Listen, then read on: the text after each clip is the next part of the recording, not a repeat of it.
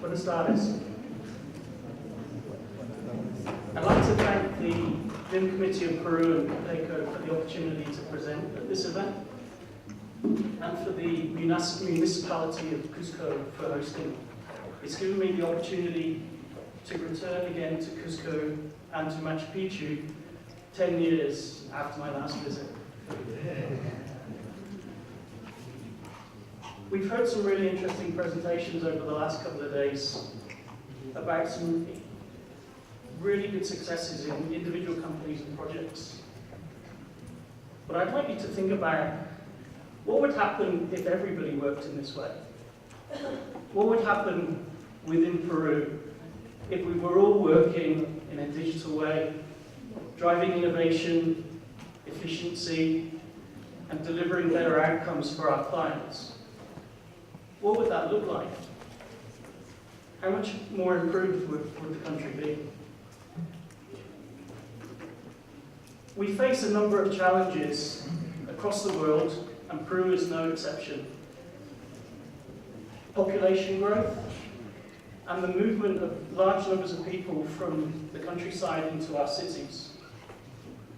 We face challenges of climate change and the constant need to generate more and more energy in a sustainable way.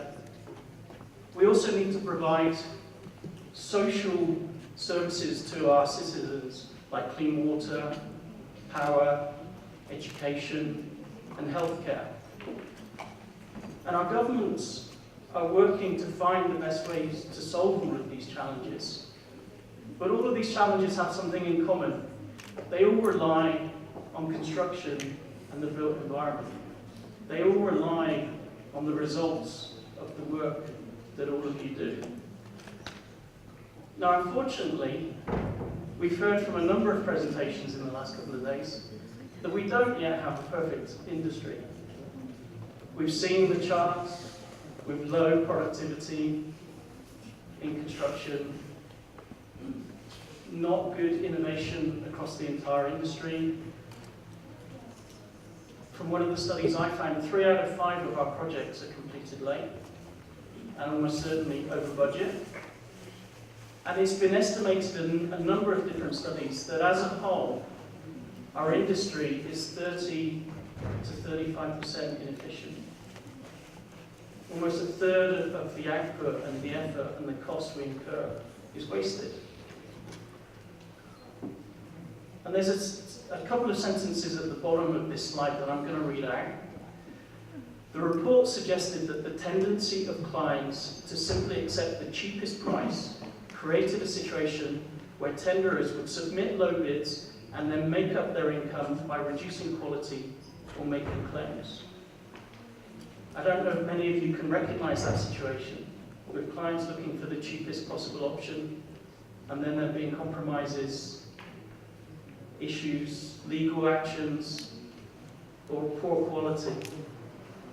What's interesting about that statement, it comes from a government report from the UK, and that report was published in 1944. So some of the problems that we recognize today in our industry across the world were understood and reported more than 70 years ago. Now you could find that quite depressing, that we're in an industry that's had problems for so long that couldn't be fixed. But actually I see it another way.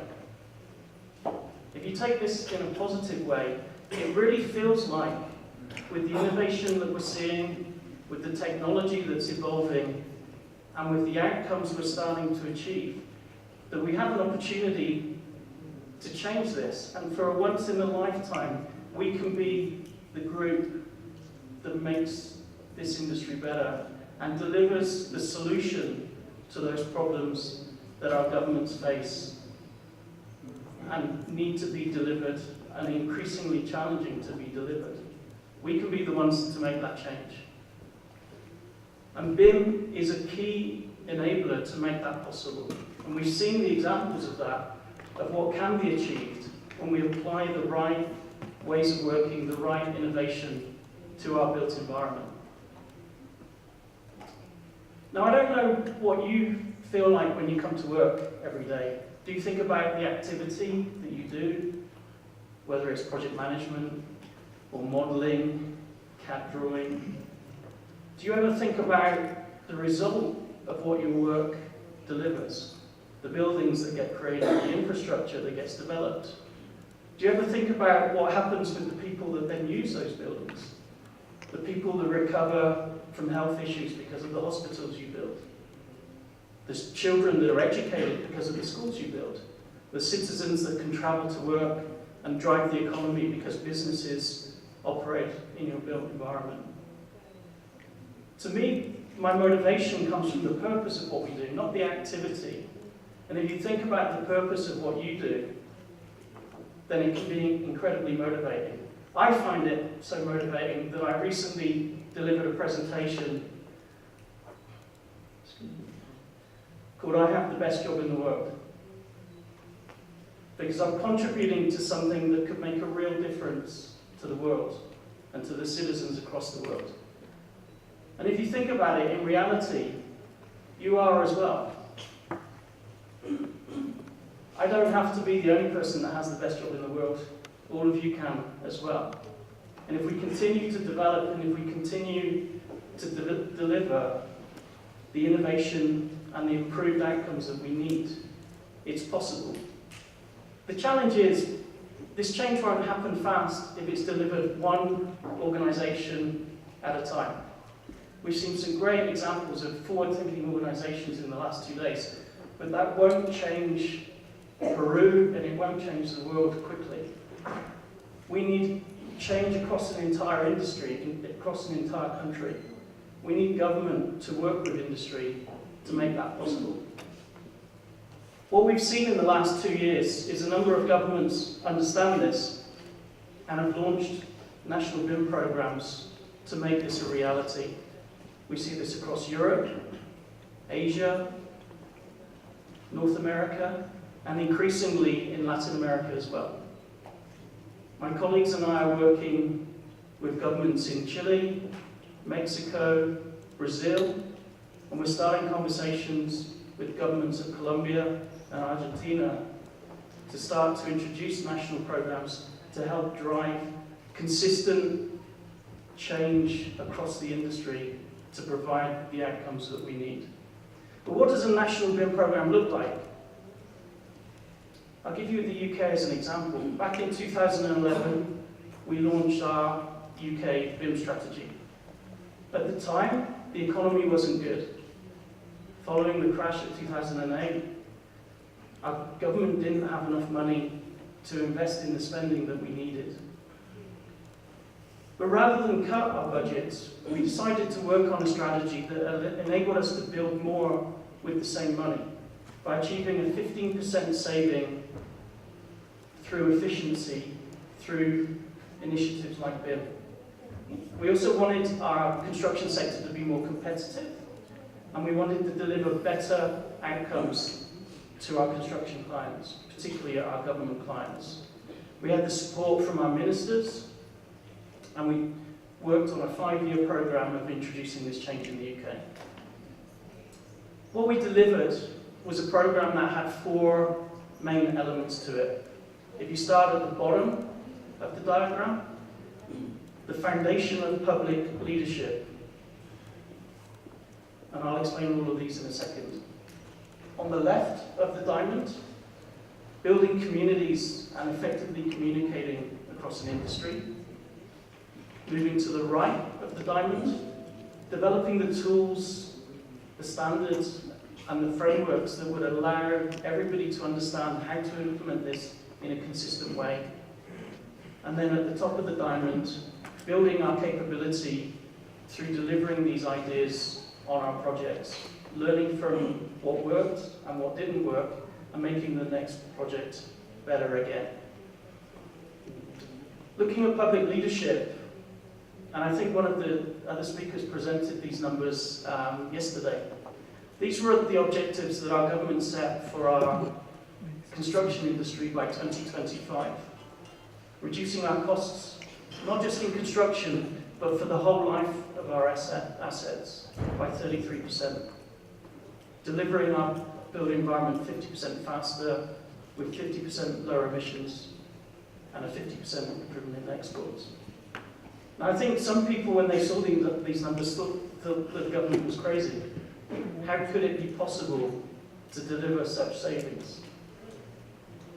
But even in the early years of introducing change within the UK, we're starting to see the savings develop, and we know that they will continue to build through 2025, and these numbers are possible to be achieved. So with our strategy, we had a sponsor, a minister, our Minister for Efficiency, that set out their leadership that government supported and would drive the transformation across the industry. We set a goal. Within 5 years, we would deliver those 10 to 15% savings and a more competitive construction sector. We published a strategy so that everybody would understand why we were changing, the business case, and how we would make this change possible. And then we published an implementation plan to explain how the project would be funded, what the plan and the roadmap were, and also the risks to our success. And the team that worked on this was very small. The core task group was about 10 to 12 people, trying to deliver a change that would affect 3 million people in our construction industry in the UK. We had a 5-year funded programme to have what we would call level 2 BIM, which in reality is BIM plus VDC. We incorporate all of the principles of VDC within our understanding of BIM, and we incorporate that with collaborative BIM, or level 2 BIM, as we call it in the UK. And to deliver that within 5 years, from 2011 to 2016. Now, with only 12 people trying to reach 3 million, it would take a large number of conferences like this to make that possible. So we started to build different communities, and I think this is something that we see evidence of some success with in Peru as well. We see organisations like the BIM Committee in Capeco building communities, running events, spreading the message about the benefits of these innovations. The team that I work with attended event after event after event. In the UK, outside of the summer and Christmas, there is a BIM event almost every week, sometimes more than one in a week. So we go from event to event, sharing our ideas, giving the message of why it's important to change and what everybody needs to do to make this possible. We also use social media. One of our most successful platforms was Twitter, where we started to build a community that would spread the message, but also help each other and answer each other's questions directly as well, without needing our own support. We have many different communities. We had communities based on geography in different cities and regions across the country, because we realised that transforming an industry wasn't just about communicating in London, it was about reaching the whole country. We also wanted to reach specialist industries as well, so we developed communities that were focused around a particular industry or discipline or profession. We also engaged with our academic community, our schools and universities, to ensure that the curriculum changed so that the professionals of the future would graduate with the skills that they needed for the new way of working.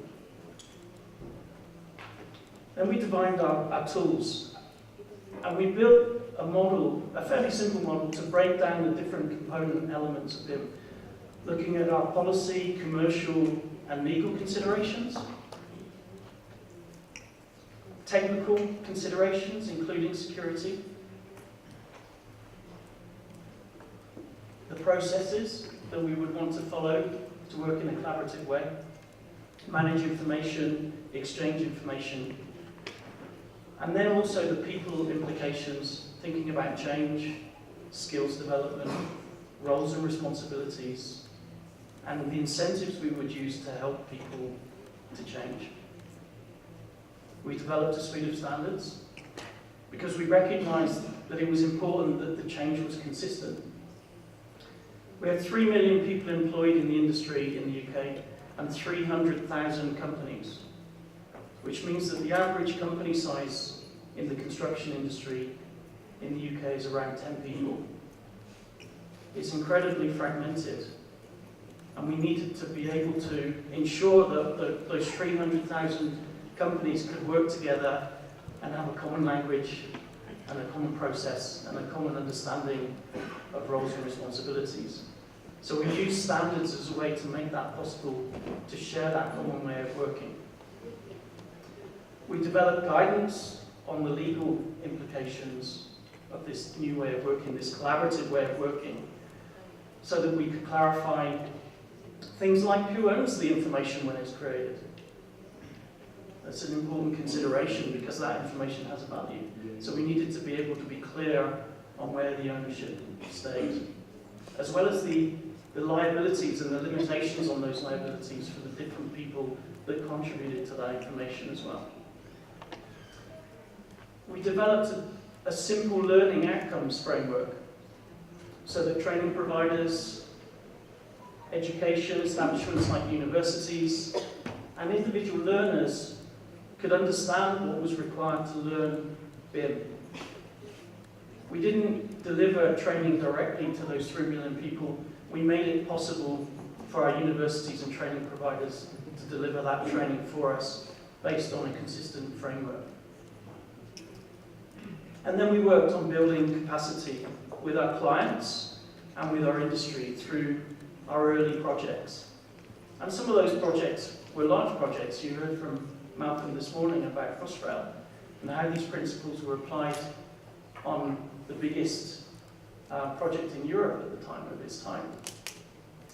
But we've seen it applied on small projects as well. This slide shows a couple of examples of small housing projects where BIM has been applied by small companies working on housing projects and realizing benefits from the implementation of BIM. That capacity building, that learning from new projects is a gradual thing. We do one project after the next, we learn, we improve, we make small changes, and then we build further changes, further innovation to drive more value. Because it's difficult, and I think Martin talked about this yesterday, it's difficult to innovate on construction projects. The risks are too high. Financial risks, health and safety risks. So we have to manage that gradual innovation, that gradual implementation, so that we drive the value we need, the transformation that we need, but we do it in a way where we manage the risks associated with that. And to give you an example of the kind of benefits that we could gain, I worked on another public project, not too dissimilar to the one that Malcolm worked on, High Speed 2, which is designing and building a new high-speed rail link between London and Birmingham in the UK. That project has done a thorough analysis of the savings that are being driven through the adoption of BIM. Now this is a forecast because the project is still in detailed design, but it's been a thorough analysis of the costs associated with this project, and they're forecasting a saving of £500 million, so 2 billion souls, on one project through the use of BIM on this project. 2 billion with a B. To show you some of the other results that we've achieved, and I'm going to show you particularly something right at the bottom of this slide. 5 plus 2 equals 7. It's written like a chalkboard in a classroom. What that means is we're now building 7 schools in the UK for the price that we used to pay for 5. We're getting 2 schools for free because we've driven efficiency through our design and construction of schools. We provide more of our children with modern education, schools, universities, which has been proven to improve their learning and should give them better opportunities in life as a result of a better education. Through the early years of our programme, on average, we saved £1 billion a year on our central public projects through the introduction of BIM, based on cost benchmarking.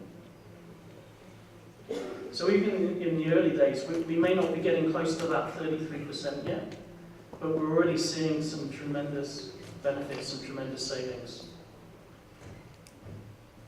So as I mentioned, we have a strategy, a framework for how we would introduce BIM at a national level. We've broken down that definition so everybody can understand what it is.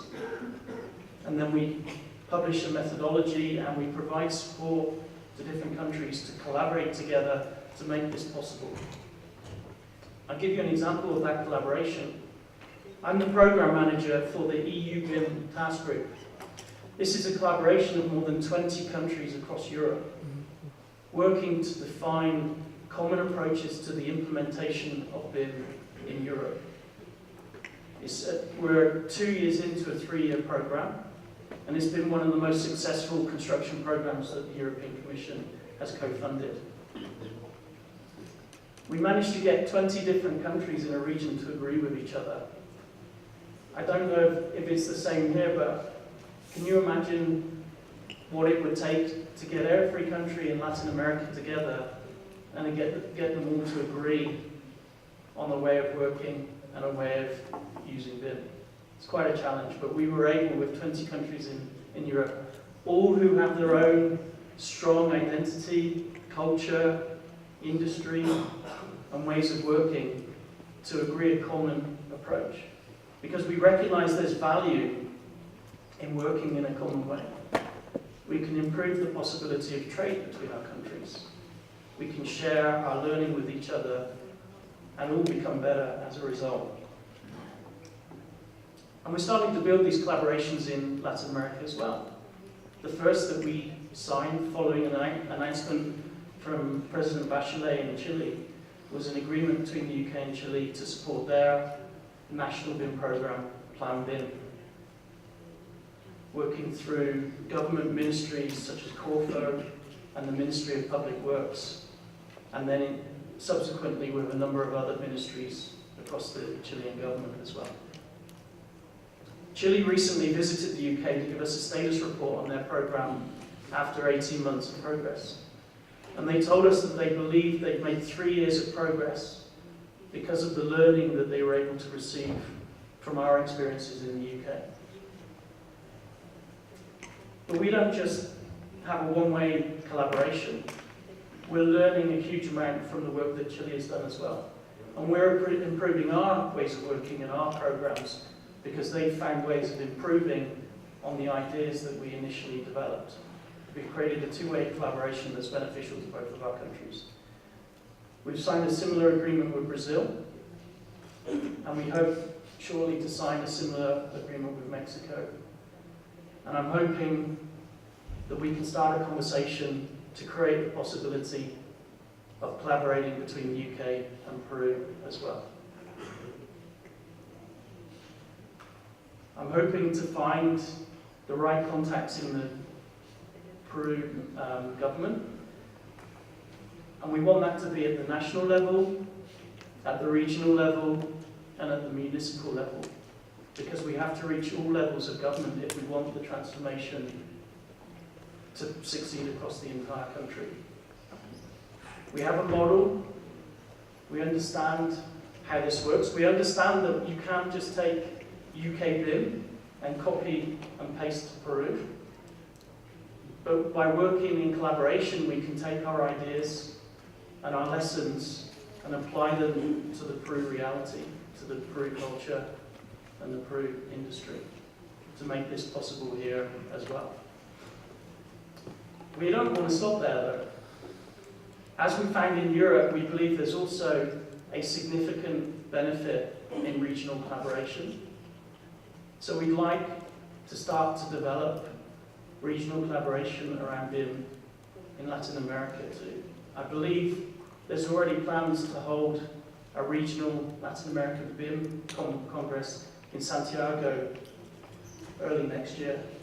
And we hope that Peru will be represented at that event, sharing ideas and learning from the experiences in other countries in the region. But I want us to change the world together. I want us to deliver the benefits that if we truly transform our industry that we can create. So what we would like to see in the coming years is to extend that collaboration to a global collaboration where we bring together the regional experience and the regional knowledge to share on a global basis. So we have the possibility of improved trade and the improved innovation by learning from countries, industries, and clients across the world. So while it's extremely valuable and important to see innovation driven through individual companies, and I think that often will drive competitive pressure to see more and more companies innovate as well. We want to take it to the next level, BIM in Peru, to a regional level for Latin America, and then ultimately address those challenges that I presented at the beginning of my session and really make a tangible improvement to the society and economy across the world. Thank you.